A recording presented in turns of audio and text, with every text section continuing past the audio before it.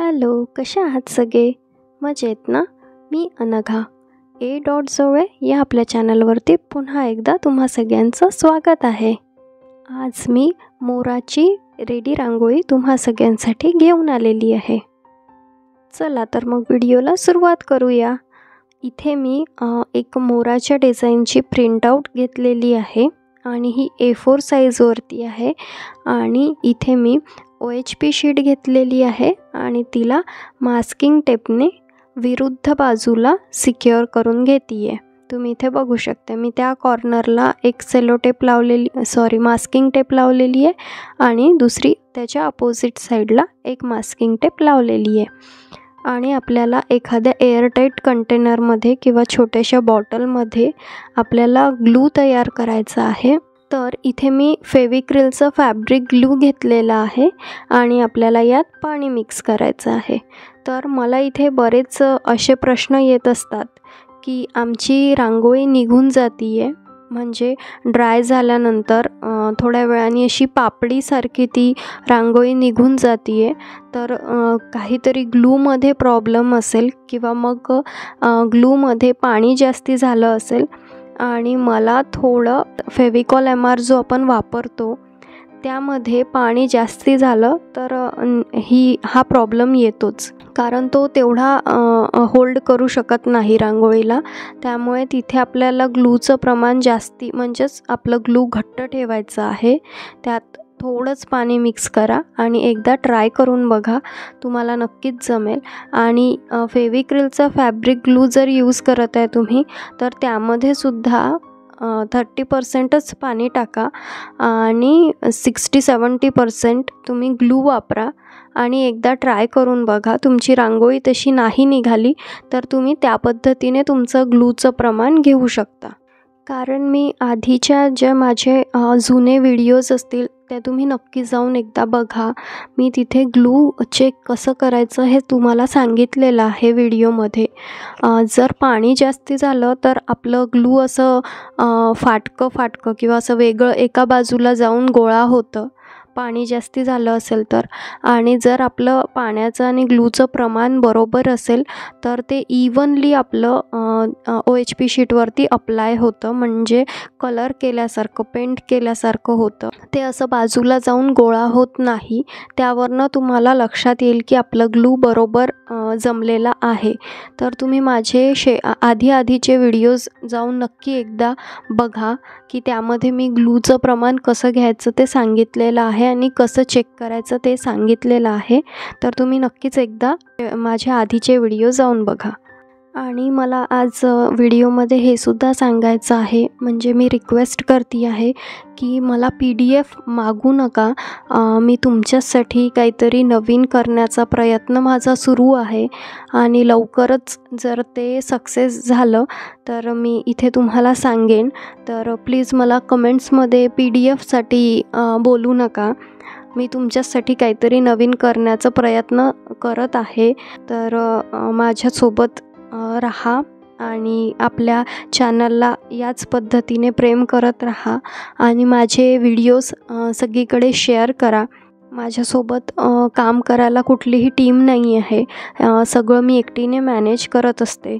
तर video shoot करणं आणि त्याआधीची तयारी, नंतरची आवराआवर सगळं हे सगळं खूप असतं. आणि त्यातल्या त्यात मला लहान मुलगा आहे, म्हणजे तो त्याचं सगळं करू शकतो, पण तेच घरातली कामं आणि ते सगळं असं सगळं मिळून मला जरा वेळ द्या. मी नक्कीच तुमच्यासाठी काहीतरी नवीन करण्याचा प्रयत्न करत आहे.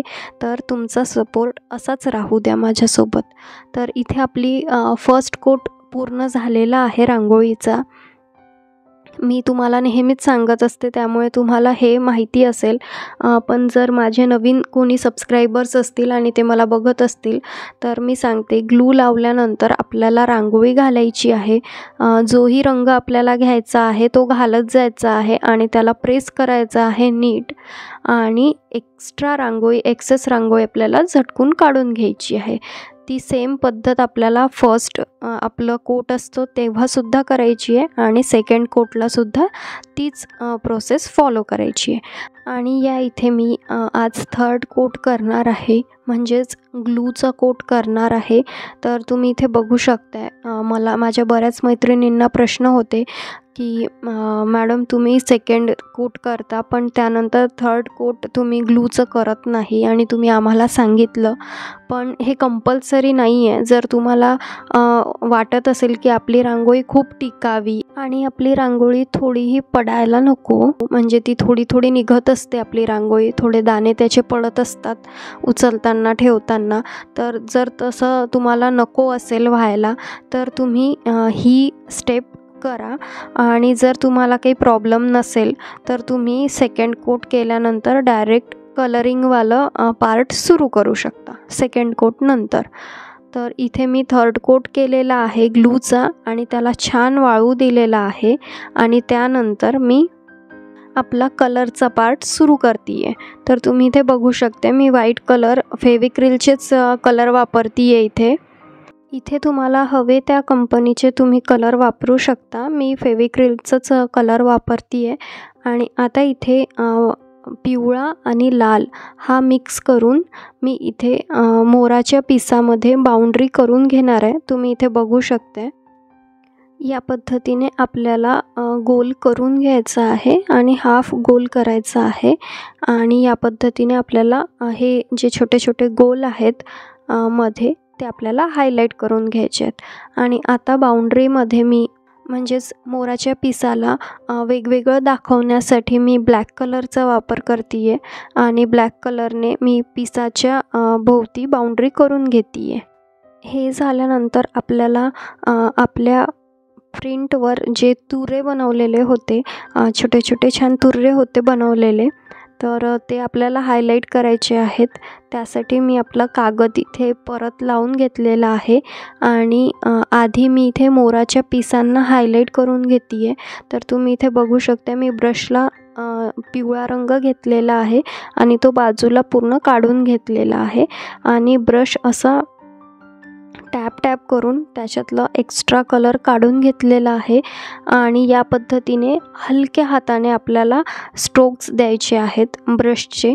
आणि त्याने आपल्याला पिसामध्ये पीस आपला हायलाईट होईल आणि पिसांमध्ये जे लाईन्स असतात ते ड्रॉ होतील. तुम्ही इथे बघू शकताय मी इथे थोडं स्पीडमध्ये तुम्हाला दाखवलेलं आहे, पण जवळूनसुद्धा दाखवलेलं आहे. तुम्ही त्या पद्धतीने या प्रकारे आपल्या पिसाला हायलाईट करू शकता. तर इथे मी 3D आउटलायनर वापरलेलं आहे. मला ते रंगाने तेवढं उठून दिसत नव्हतं, म्हणजे मी ते जे कलर केलं होतं ऑरेंज आणि रेड आणि पिवळा रंग मिक्स करून जो ऑरेंज कलर केलेला होता ते मला तेवढं उठून दिसलं नाही. तर त्यामुळे मी इथे 3D आउटलायनर वापरलेला आहे. आणि इथे मी फेविकॉल लावून घेते आहे. तर तुम्ही इथे उदबत्तीच्या काडीनेसुद्धा या पद्धतीने फेविकॉल लावू शकता.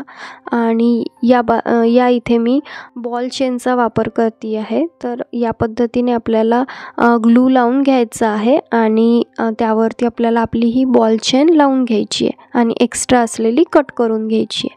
तर या पद्धतीने आपलं डेकोरेट करून झालेलं आहे. आता मध्ये मी थोडं डिझाईन ॲड करायला म्हणून 3D आउटलायनरने छोटे गोल करून घेतलेले आहेत आणि लाल रंगाने तिथे छोटे छोटे ठिपके दिलेले आहेत. तर तुम्हाला आवडेल ती डिझाईन तुम्ही त्यामध्ये करू शकता. तर आता आपण इथे आपलं जो प्रिंटिंग कागद होता तो आपण लावून घेतलेला आहे. आणि या इथे तुम्ही व्हाईट मार्करचा यूज करू शकता. त्याने खूप इझी होऊन जाईल हे सगळं कलर करायला आपल्याला. किंवा तुम्ही 3D आउटलायनरचा सुद्धा वापर करू शकता. पांढऱ्या रंगाचं 3D आउटलायनर वापरूनसुद्धा तुम्ही हे तुरे बनवू शकता. पण इथे मी व्हाईट कलरच्या कलरनेच हे बनवलेले आहेत. तर तुमच्या चॉईसनुसार तुम्ही ते बनवू शकता. तर इथे तुम्ही बघू शकता मी परत पिवळा रंग घेतलेला आहे आणि आपल्या पिसाला थोडं हायलाईट करून घेतलेलं आहे. या पद्धतीने आपल्याला थोडा रंग डार्क आपल्याला आतल्या बाजूने द्यायचा आहे आणि हलके हलके स्ट्रोक द्यायचे आहेत की ज्याने आपल्याला एक हलक्या हलक्या छोट्या छोट्या लाईन्स मिळतील आणि त्याने आपला पिसारा खूप सुंदर दिसेल. आजची मोराची रांगोळी कशी दिसतीये तुम्ही नक्की मला कमेंट करून सांगा. आणि व्हिडिओ आवडला असेल तर लाईक करा, शेअर करायला विसरू नका, हाईप करायला विसरू नका आणि असाच सपोर्ट आपल्या चॅनलला करत राहा. तुमच्या सपोर्टची मला खरंच गरज आहे आणि अशाच पद्धतीने आपले सबस्क्रायबर्स वाढवू द्या. तुमच्या फॅमिली मेंबर्समध्ये हे व्हिडिओ शेअर करा. मी खूप प्रयत्न करत आहे की तुम्हाला डिटेल व्हिडिओ द्यायचा आणि समजवायचं की आपल्याला काय काय प्रॉब्लेम्स येतात, कारण तुमच्यासोबत मी सुद्धा शिकत आहे. मी यामध्ये कुठलाही क्लास केलेला नाही आहे. हे मी स्वतःहूनच शिकले बघून. तर मला ज्या अडचणी आल्या त्याच मी तुम्हाला सांगते आहे की मलासुद्धा प्रॉब्लेम्स आले आणि येतात. बरेचदा माझ्यासुद्धा रांगोळ्या क्रॅक होतात. ग्लूचं प्रमाण कमी जास्ती झालं किंवा आपली रांगोळी खूप जास्ती पावडर याच्यामध्ये टेक्स्चर जर तिचा पावडरी असेल तरीसुद्धा हा प्रॉब्लेम येतो किंवा आपली रांगोळी ओली असेल तेव्हासुद्धा हा प्रॉब्लेम आपल्याला येतो. तर हे मी करूनच शिकले आहे आणि माझा हाच प्रयत्न आहे की तुम्हाला सगळ्यांना हे सांगावं आणि तुम्हालासुद्धा प्रॉब्लेम यायला नको. तर असेच माझे व्हिडिओज पाहत राहा आणि मी नक्कीच तुमच्या प्रश्नांचं उत्तर देईल. जर तुम्हाला काही डाऊट्स असतील तर मला कमेंटमध्ये नक्की विचारा. तर अशी ही सुंदर आपली मोराची रांगोळी बनून तयार झालेली आहे. जर तुम्हाला ही रांगोळी आवडली असेल तर लाईक करा, शेअर करा आणि सबस्क्राईब करायला विसरू नका. आणि माझ्या चॅनलला तुमच्या सपोर्टची खूप गरज आहे, त्यामुळे माझे व्हिडिओ शेवटपर्यंत नक्की पाहत चला. आणि वेळात वेळ काढून जर तुम्ही माझा हा व्हिडिओ शेवटपर्यंत पाहिला असेल तर मनापासून धन्यवाद आणि असाच सपोर्ट असू द्यात. चला तर मग भेटूया अशाच पुन्हा एका नवीन इंटरेस्टिंग व्हिडिओमध्ये. तोपर्यंत बाय बाय.